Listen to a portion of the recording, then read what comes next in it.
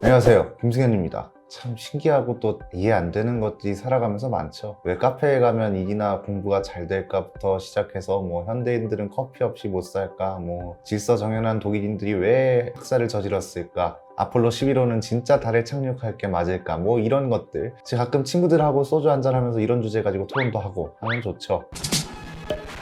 진짜 해요, 저는. 이런 주제들은 어떤 건 과학적으로 설명이 되는 것도 있고, 어떤 거는 인문학적으로, 역사적으로 해석을 해야 하는 것들도 있고, 아직 가설에 불과해서 풀어나가는 토론을 하면서 이게 정답이지 않을까 하는 추측이나 의심도 해보고 그런 것들입니다. 요즘 계속 알고리즘이 과외쓸 신작을 보여줘요. 그래가지고 다 봤거든요. 어쨌든 정답은 없지만 여러 가지 근거되는 말들로 이런 얘기를 하다 보면 참 재밌죠. 자동차 시장에도 이런 얘기를 할 만한 주제들이 꽤 많습니다. 한국에서 잘 팔리는 차가 왜 미국에선 죽을 쓰고 있을까부터 시작해서 왜 모든 수입차 브랜드들이 한국에만 들어오면 엉망이 되는지, 왜 수출용 차가 내수용 차보다 좋아 보이는지, 이런 것들이 대표적이죠. 여러 가지 얘기해보고 싶은 게 많은데 오늘은 이걸 주제로 잡았습니다. 그렇게 못생겼다고 놀림을 당하는 그랜저가 왜 국내에선 잘 팔릴 수밖에 없는 걸까? 이거에 대한 이야기입니다. 사실 그랜저의 위치가 예전과 비교하면 떨어진 게 사실이죠. 여기서 말하는 위치는 브랜드의 가치. 80년대에 그랜저 탄다 그러면은 진짜 부자들만 타는 차, 유명 연예인이나 탈 수 있는 비싼 차였는데 요즘에는 한국에서 가장 많이 팔리는 차, 도로에서 흔히 볼 수 있는 차가 됐습니다. 물론 가격이 저렴한 편은 아니지만 80년대에는 상상도 못할 그런 수식어가 지금은 붙고 있는 거죠. 몇 개월 전까지는 그랜저에 대해 질문을 많이 던졌던 게, 아니 저렇게 비싼 차가 왜 이리 많이 팔릴까? 이런 거였거든요. 이 얘기는 이제 한국에서 그랜저뿐만 아니라 제네시스, 벤츠, BMW 이런 차들이 왜 많이 팔릴까에 대한 이야기로 연결됐었고, 거기에는 이제 사회적인 인식과 자동차 시장의 상황과 성격 이런 것들이 근거로 많이 활용됐습니다. 자, 그런데 페이스리프트 된 이후에는 질문이 좀 바뀌었습니다. 저렇게 생긴 차가 왜 이리 많이 팔릴까? 이런 식이죠. 댓글로도 이런 질문이 많았고 실제로 저도 이런 질문들을 많이 생각해봤던 것 같습니다. 이번 그랜저가 디자인으로 좀 말이 많긴 하죠. 출시 전부터 유출 사진 보고 이모티콘이다, 마름모 렌저다 이런 얘기부터 해서 심지어는 이번 그랜저는 폭망이다 이런 말도 있었고요. 결과적으로는 없어서 못 파는 그런 차가 된 상태지만요. 처음으로 풀옵션 가격도 5천만 원을 넘었고 디자인도 호불호가 많이 갈리고, 그럼에도 사전 계약 첫날부터 역대급 기록을 세우더니 지금은 없어서 못 파는 차가 됐습니다. 대기 기간도 문제가 됐었는데 어느 정도 해결이 됐고요. 이게 참 반대되는 게 오히려 미국에선 안 팔려서 철수를 했죠. 안철수?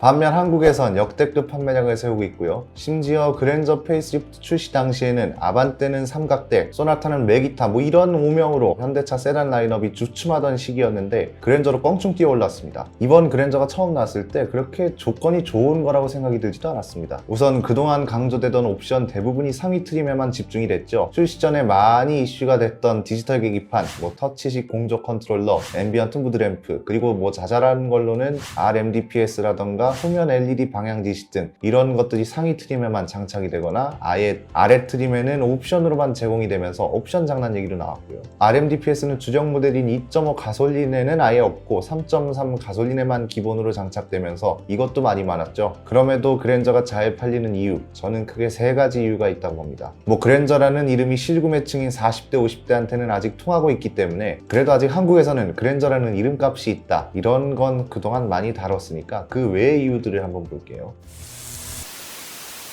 첫 번째는 가격인데, 풀옵션 모델이 그랜저 최초로 5천만 원을 넘었죠. 이걸 보고 이제 가격만 수입차 따라잡았다, 맨날 가격만 올린다 이런 반응들이 엄청 많았습니다. 그런데 우리가 따져봐야 될 게, 실제로 그랜저를 5천만 원이나 주고 사는 사람이 몇이나 될까입니다. 실제로 5천만 원 넘는 건 3.3 가솔린 모델 최상위 트림의 모든 옵션을 다 때려 넣어야 가능한 거고요. 요즘은 또 개별 소비세 인하돼서 4,940만 원 정도에서 끝납니다. 주력 모델은 2.5 가솔린이라는 게 너무나도 투명하게 드러나고 있습니다. 올해 1월부터 4월까지 팔린 그랜저가 48,000대인데 그 중에서 24,500대가 2.5 가솔린, 나머지는 하이브리드, LPG, 3.3 가솔린이 나눠 가졌고요. 그 중에서도 3.3 가솔린 판매량이 제일 적고요. 보통 풀옵션 생각하다 보면은 차라리 그 돈이면 심리 때문에 윗급으로 넘어가게 되는 상황도 있을 수 있고, 대부분 중간 트림, 중간 옵션으로 많이 사시죠. 제 기준으로 한번 해보니까 한 3,700만 원 선에서도 충분히 살 수 있겠더라고요. 이게 자연스럽게 두 번째 이유로 넘어갑니다. 경쟁 모델이 없다는 것. 사실 가격이 그동안 꾸준히 오르긴 했지만 아직 이 돈으로 동급 수입차를 사기엔 무리가 있습니다. 물론 요즘 제네시스 가격에서는 괜찮은 수입차들을 충분히 노려볼 만하지만 아직 4천만원, 5천만원 사이에서는 이 정도 가격, 이 정도 옵션의 수입차를 찾긴 힘들죠.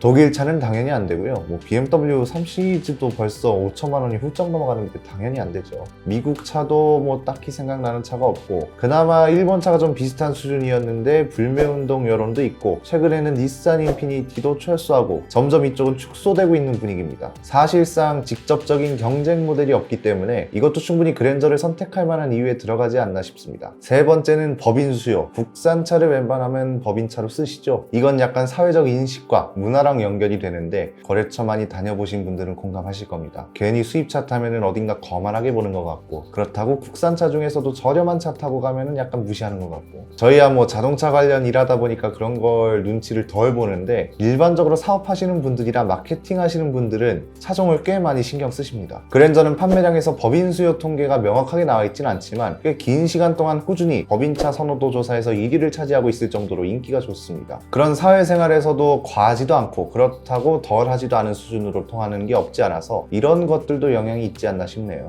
그리고 이건 좀 논외인데 SUV 열풍이 영향을 끼치지 않았나 싶기도 하고요. 이건 사견인데 작년하고 올해 SUV 열풍이 좀 대단했죠. 팰리세이드는 공급이 수요를 못 따라가는 포화 상태, 셀토스도 소형 SUV 시장의 부동의 1위였던 티볼리를 큰 차이로 밀어냈고, 최근에는 GV80이 출시됐고, 르노 삼성도 지금 XM3로 잘 나가고 있고요. SUV 열풍이 거센 와중에 신형 소나타를 시작으로 K7 페이스리프트가 세단 시장에 불을 붙였고, 그랜저가 뒤를 이어가서 지금은 이제 K5하고 아반떼가 이어가고 있지 않았나, 이런 생각도 듭니다. 자, 여러가지 이유로 그랜저의 판매량이 높게 유지되고 있습니다. 사전 계약 대수는 기록이라 불릴 만큼 높았고 3월, 4월 판매량도 기록에 가까운 수준이죠. 특히나 작은 나라에서 이렇게 비싸고 큰 차가 많이 팔리는 것도 꽤 놀라운 일이고요. 일단 브랜드 이름값도 좀 하죠. 미국에서 미국 차가 가장 잘 팔리고 일본에서 일본 차가 가장 잘 팔리듯이 한국에서도 한국 차가 가장 잘 팔리는 거니까 현대자동차의 볼륨 모델이라는 점에서 기본 판매량이 충분히 보장되는 게 막 이상하거나 그럴 일도 아닙니다. 그런데 저는 오늘 이 영상 스크립트를 쓰면서 잡고 싶었던 시사점이, 아니 그렇다면 무조건 많이 팔린다고 좋은 걸까? 이런 거에 대한 거였습니다. 많이 팔리는 게 좋은 거긴 한데 기업한테도 그렇고 장기적으로 보면은 우리 기업이 잘 돼서 국민들한테 돌아오는 것도 있고 좋은 거죠. 그런데 여러 가지 잘 팔리는 이유 중에 경쟁 모델이 없다는 것 때문에 이 질문이 좀 떠올랐습니다. 시장 경제에서 경쟁자 혹은 견제하는 사람은 매우 중요하죠. 예를 들어서 한 동네에 마트가 3군데 있는데 더 맛있는 아이스크림을 A마트에서는 1,000원에 팔고 B마트에서는 1,500원에 팔고 C마트에서는 500원에 팔아요. 그럼 사람들이 C마트에 몰리겠죠. 이 C마트 때문에 A마트랑 B마트도 가격을 C마트 수준으로 낮추거나 아니면 사람들을 더 끌어모으기 위해 더 낮춥니다. 결론적으로 이 동네 사람들은 더 싸고 좋은 아이스크림을 살 수 있게 되는 거고요. 이건 자동차 같은 큰 시장에서도 마찬가지인데, 예를 들어서 팰리세이드랑 비슷한 크기, 비슷한 옵션, 비슷한 가격으로 수입차 한 대가 들어왔어요. 그러면은 연식 변경이나 페이스리프트가 되거나 할 때 이 수입차 눈치를 보게 되죠. 가격이 얘보다 비싸면 두 가지인데 팰리세이드를 안 사거나 아니면 수입차보다 비싸다고 욕을 하죠. 가격뿐만이 아니라 품질 문제도 마찬가지인데, 이러나 저러나 어차피 잘 팔리면 기업 입장에선 냉정하게 고칠 필요가 없는 거죠. 아니 굳이 잘 팔리는데 돈 들여서 고칠 필요가 없잖아요. 경쟁 모델이 없다는 건 그랜저를 견제할 차가 없는 거고, 이건 반대로 얘기하면은 이 차가 어떻게 나오든 디자인이 어떻든 가격이 어떻든 뭐 품질이 어떻든 잘 팔릴 수밖에 없다는 소리이기 때문에 이건 소비자한테 그렇게 좋은 현상은 아니라고 볼 수도 있다는 겁니다. 참 쉽고 좋았어. 그죠? 네.